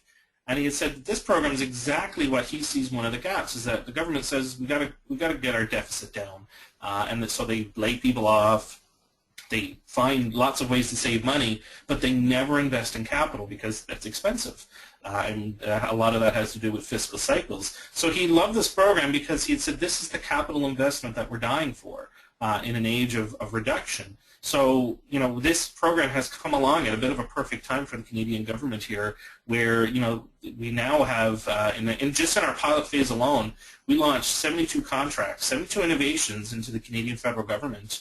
And in our fourth call for proposals, we pre-qualified 72, so we'll probably sign about 65 of those contracts. Not everybody gets a contract.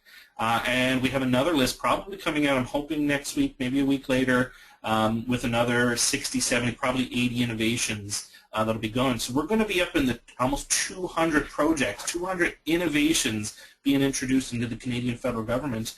And while we expected about 50% of them not to do as well as we had thought, we're probably up higher right now in the 70 to 80% of success.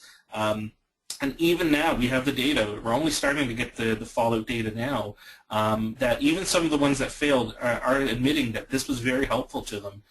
This was something where they failed and it didn't work the way they wanted, but that failure was what told them, oh my goodness, before I need to go sell this to Microsoft, before I'm going to go sell this to a major company, I've now learned information before I embarrass myself and lose that contract forever. I can now apply those lessons learned and go to those companies. And one of our best examples of that, he didn't do very well with us. His test wasn't very successful. We found a lot of problems with it. He went out, and when he came out with his next version, he worked with the Costa Concordia in doing some underwater scanning of that, and most recently, it's a bit of a Canadian legend. There was some exploratory ships in the north back in the late 1800s that were lost, and for over 100 years we've been searching for them, and recently they were found, and this company was a part of that expedition. So now we're able to start saying, okay, well, wait a minute, even a failure that we had in this program was a success, because this guy has since fixed those things and was a part of 2 major projects now that he can brag about, and he's selling worldwide now and a huge success. From a program point of view, and I always like to talk a little bit more fluid when I talk about this stuff. One of the biggest lessons learned is be careful what you wish for. This all happened really quick, and we were given $40 million for our pilot program. We couldn't spend even half of it on innovations, because what we had learned was businesses are not ready as much as we had thought, and we weren't as ready as we had thought. We had a lot of stuff to learn, and one of those big things was definition matters. In procurement, we had to have the rules, we had to have the guidelines, because the debrief process and the contest process alone made this very difficult. And when you've got over 300 bidders, that creates a high competition. And the number one complaint we always had was, you guys don't have enough money. So, my third bullet here, be careful what you wish for. We were given permanent status and a lot more money.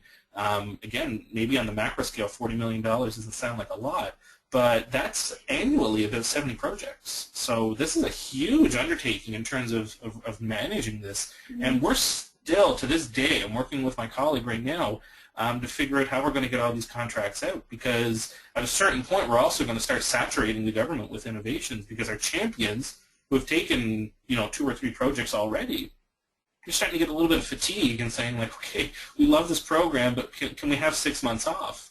And then my fourth bullet is that the private sector support is key. we launched the pilot, and we proposed a program. We didn't ask for a pilot program. They gave us a 2-year pilot program, which was nowhere near enough, because just by the time we got the approvals, we got the money in our bank account, and got our call for proposal out, we were almost 8 months in.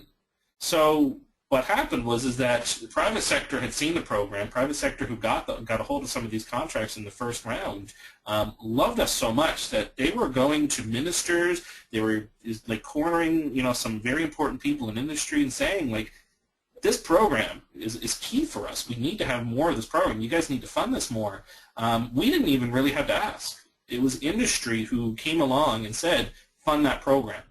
So, here we were in a situation where our own internal mechanisms were saying, please prove to us that this program should move forward. We didn't have the evidence.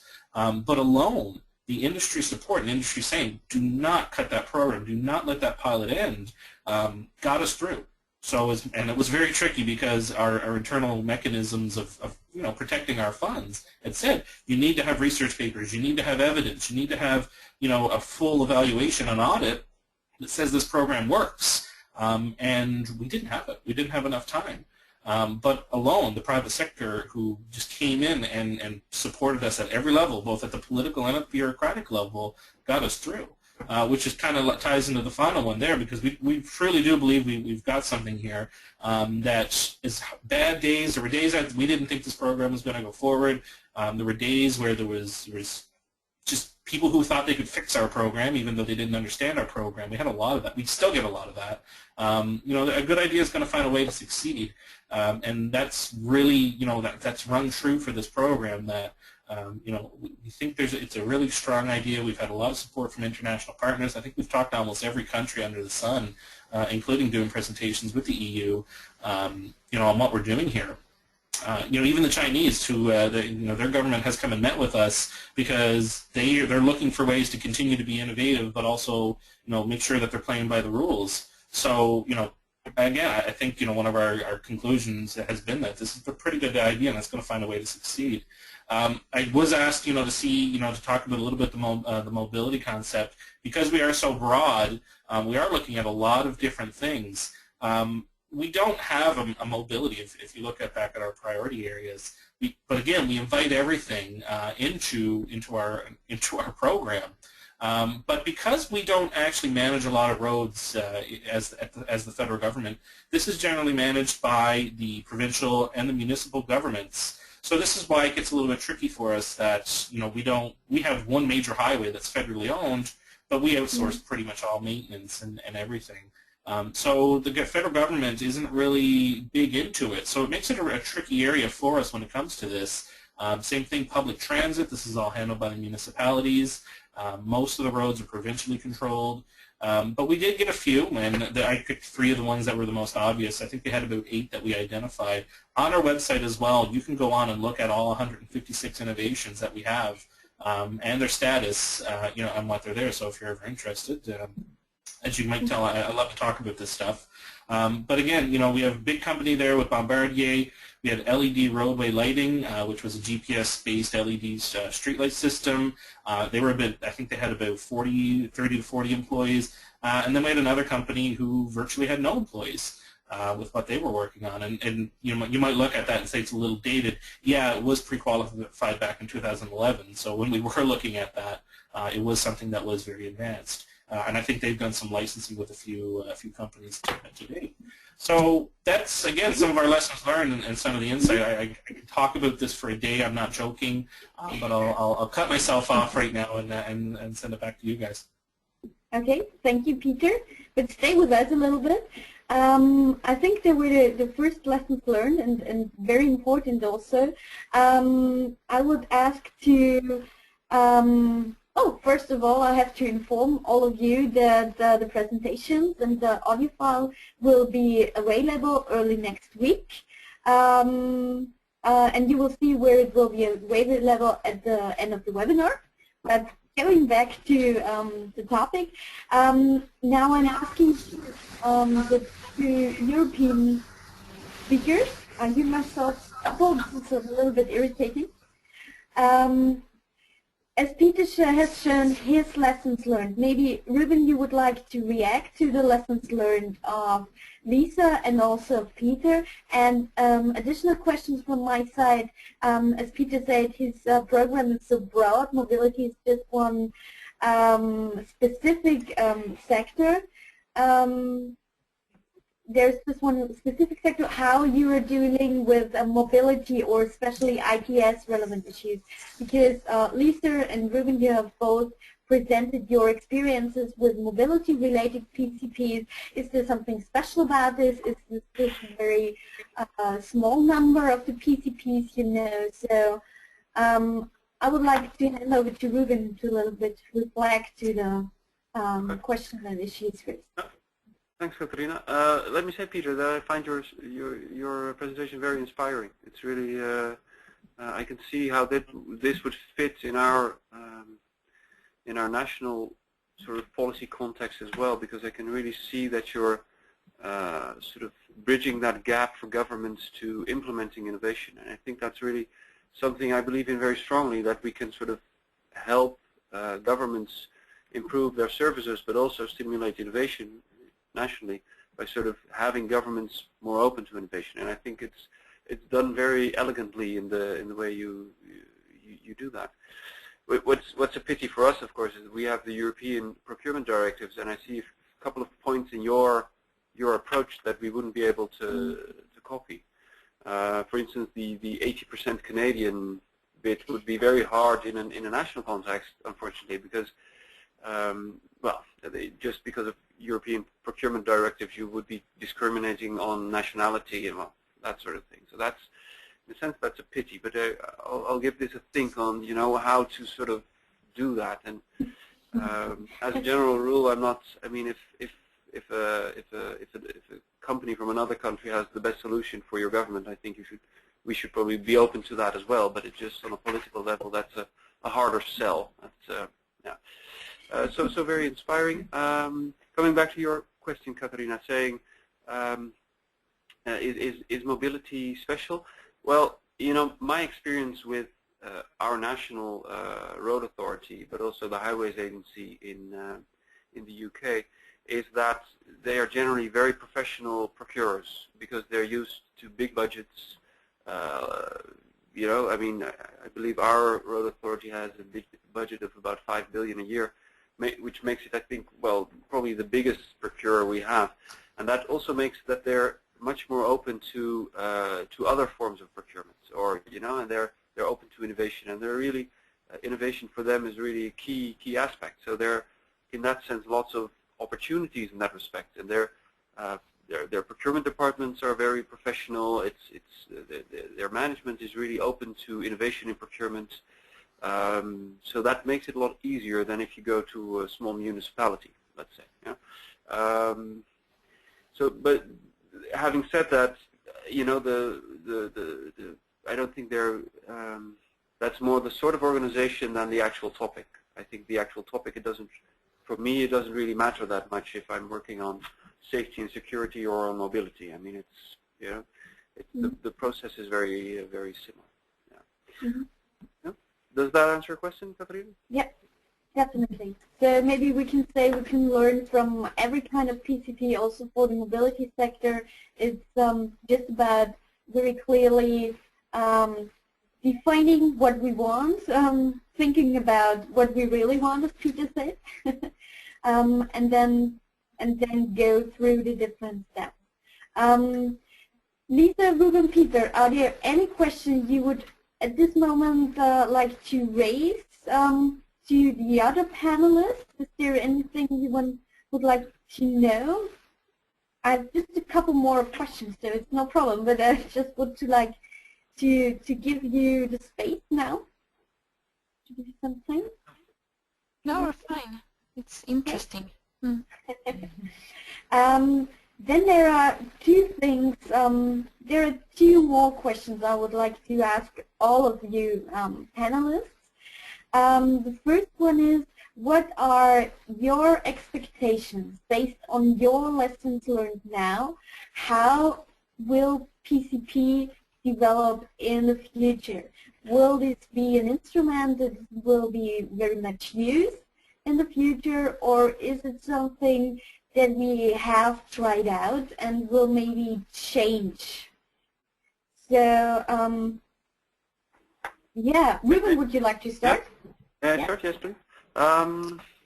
Well, I think in Europe, PCP is still really developing. I mean, it's been around for a few years.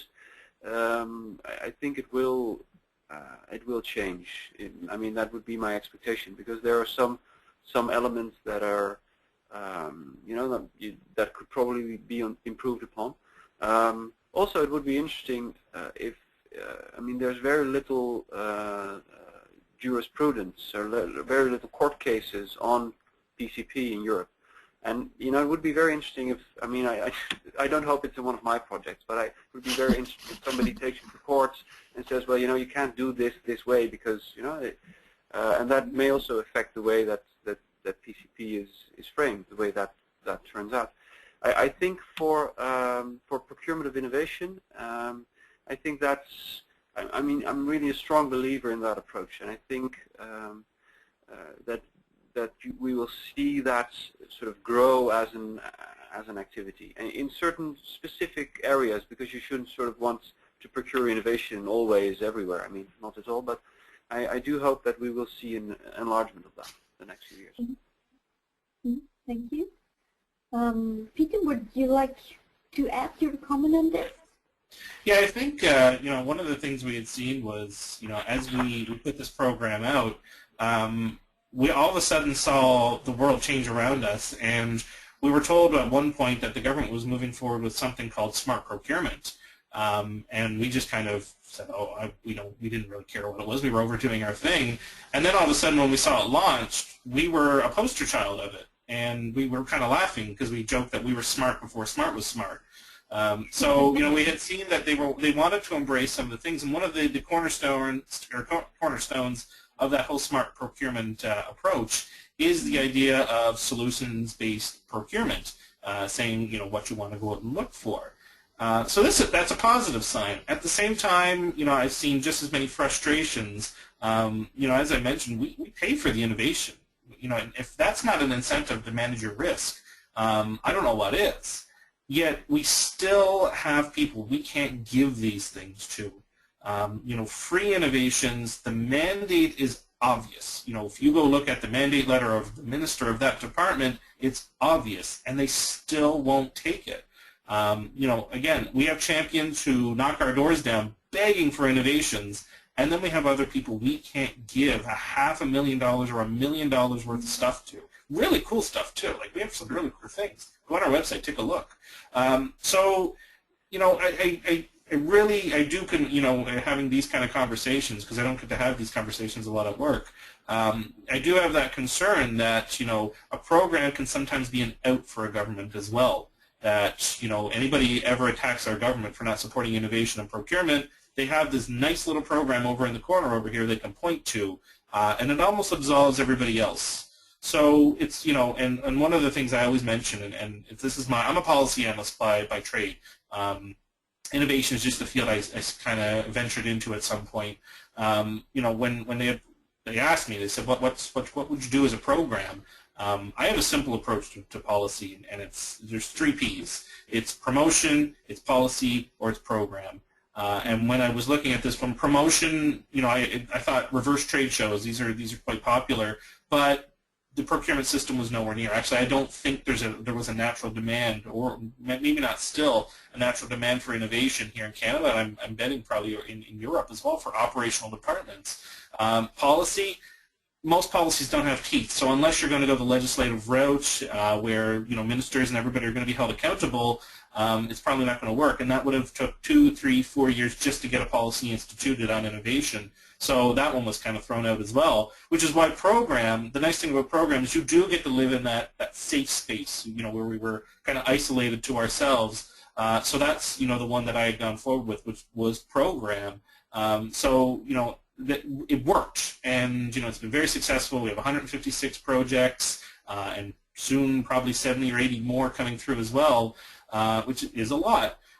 The challenge being is that, you know, is the evidence there to suggest that it's changing people's perspective on innovation? And just one final note on that is one of our biggest challenges right now, and we're hoping industry will help us with this, because as much as I complain, the government's not going to listen until industry makes it an issue, is that the departments, their biggest frustration with a program like this, and I'm sure it would be with other programs, is good, it worked, we love it, now what?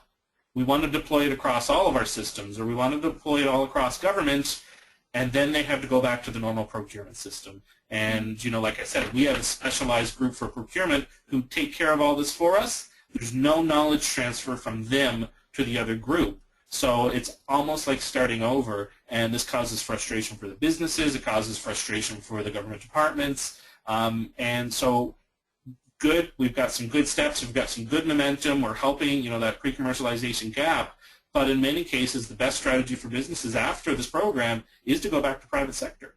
So we have a lot of progress and a lot of thumbs up and a lot of happiness at the same time to say that, you know, everything looks rosy in the future. I think that would be a little naive. Mm-hmm. Thank you, Peter. Lisa, as a PCP practitioner, would say, is there something you would like to add? What do you expect PCP to develop in the future? Or do you think, okay, we will see? No, my expectation is, oh, something is wrong with my mic. I hear myself. A little bit. I'm yeah, sorry. We hear you double. No. Now it's working. My expectation is that PCP develops more because it's a good tool. As I said, we're about to start a special work to give Trafitverket more support to give and to use PCP as a tool, because we found out that we need it. And so far we like it. That's great. Because we have only 4 minutes left, and I really want to use them because I have so many questions. Because, yeah, I think this is really inspiring also for me. Ruben and Peter, in 3 sentences, I would like to know how many of the projects you have started in your programs, PCPs, are already procured until now. It's a hard question, actually, and I'm not entirely sure. So that's 2 sentences, and often we also see that it's so hard to sell to government that the things we've developed, the companies become very successful, but they become successful first by selling to the private sector before they move on to selling to the government. For us, we during our pilot, we pre-qualified 82 innovations, and we purchased 72 of them. So they have now a government sale. They can go, legally speaking, they can 100% say that they've sold to the Canadian federal government, which is huge. And we just back in the summer released our another 72 worth of funding under our 4th call for proposals, and we've already signed 7 of those contracts. And that might be out of date because I think there are probably 3 or 4 forthcoming today. So, you know, we're up nearing 80 contracts that we've put through, and we know that right now about 40 to 50 of those have commercialized and are out successfully working in the marketplace right now. Okay, thank you. This was quite interesting for me. I expected a little bit of this answers, but it was good to hear from you. I would like to ask one last question to all of you, and I would like to start with Lisa with Bown, if that's possible. Regarding PCP, what would be the one information or crucial point that you would say would have been helpful before starting a PCP project? What is the most important thing for people interested in PCP to know before? Maybe a bit more we needed to consult the market more special for this need, for this problem. We should have done that. Okay. The better market consultation before starting. Okay. Ruben? Well, I think it's very important to, and this is more public procurement of innovation than PCP, by the way, but it's very important to focus on what the government has to gain by innovation, and not what the companies have to gain by selling their innovation to government. Of course, I mean, my organization is part of the Ministry of Economic Affairs, so sort of stimulating our national economy is very key to what we do. But you should take the other route. You should look at what innovation can do for the government, and not, oh, can we help these companies by buying their stuff? Peter? I think my conclusion has been, and I've seen this in many of these conversations, is there's too many analysts / policy people out there talking about pre-commercial procurement or PPI, and they talk about it without actually understanding procurement, and that's where I wasn't the first person to say that the government should buy innovation in Canada. Far from it, and in fact I've seen other people's proposals, but what the difference maker for us and our organization was that we actually respected procurement. We're a part of the actual procuring organization, so we were able to add that intelligence so that when the lawyers came in and they wanted to laugh us out of the room, but we had every single thing that they had talked about dealt with. So we had policy people, we had lots of people saying everybody said we couldn't do this. We were told no so many times. I can't even begin to express it. And I always joke that I used to have hair before this all started. So it is. I really think there's a gap right now, and I've seen this at procurement trade shows and at these conversations, where I don't think enough people actually understand procurement and have respect for procurement, because they're not changing. Procurement is what it is. It is governed. I mean, the fact its existence in trade agreements alone tells you that this thing isn't changing. So we as analysts and people who are looking in this stuff need to be more respectful of that regime and that juggernaut, and try to meet it halfway, or probably more than halfway, because you have to show it respect and you have to understand it before you can even get this through. We had a program in Canada in the early 1990s. It ended because of budget cuts. We signed NAFTA, we signed WTO, and then we signed our own internal trade agreements afterwards, and the world had changed, and people weren't willing to change with it. So that's where I think our value add came in, was that we had said, okay, how does procurement actually work? And we started from there. Then we brought in the concept of innovation afterwards, and I think that's one of the things that, and I think it's a common error made by a lot of groups and organizations when looking at this issue. Okay. So thank you very much. We are running out of time, and I'm a little bit sad because this was very interesting for me, and there were so much more questions I would like to ask, but I think we have to stop here for today. Otherwise, maybe if there are no pressing questions from the panelists and from the audience now, we will have a look towards Maria if there are pressing questions from the audience. No, that's pressing questions. That's good. Then I would like to say that I thank all of you, all of the panelists, of the presenters, for participating today, for sharing your huge knowledge and experiences, and to be not prepared for all the questions I ask, and being so honest, yeah, I really enjoyed this today. I think this was very relevant and interesting also for the iMobility support community. I also thank all attendees who stayed with us, because all people who started, besides one, are still here. So I think it was also interesting for them. That's good to know.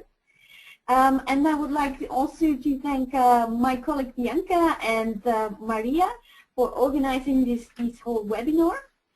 And it just says for me to say that, yeah, the presentations will be available, the webinar will be available, so if you missed something of the lots and lots of information presented today, you can go to the Ethica YouTube channel and hear it again. Yes, and I really enjoyed today, and thank you all. So I'm handing back to Maria for if she wants to say some last words. And thank you. Have a nice day to Canada. And Thank you. Thank you. Thank you and bye. Yeah. Okay. Thank you, Katharina. Thank you so much. Thank you.